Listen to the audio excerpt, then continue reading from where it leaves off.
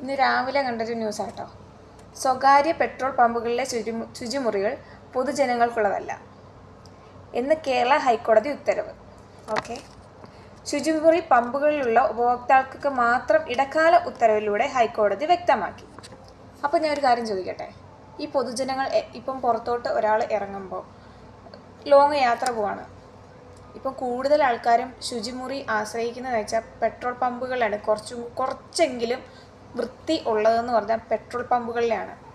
Bus സ്റ്റാൻഡിൽ നല്ലൊരു washroom ഉണ്ടോ? ഇല്ല. റെയിൽവേ സ്റ്റേഷനിലുണ്ടോ? ഇല്ല. പിന്നെ എവിടെയാണ് നല്ലൊരു ബാത്റൂം ഉള്ളത്? വലിയ വലിയ ഹോട്ടലുകളിലോ? അവിടെ നമുക്ക് ഫ്രീ ആയിട്ട് പോകാൻ പറ്റില്ല.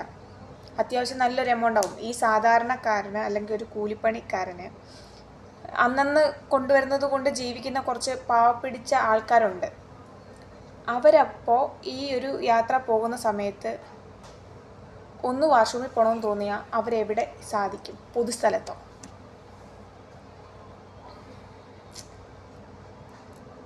അല്ലെങ്കിൽ ഓരോ ബസ് സ്റ്റാൻഡുകളിൽ ഓരോ ശുചിമുറി വെച്ചിട്ട് സ്ഥാപിക്കണം.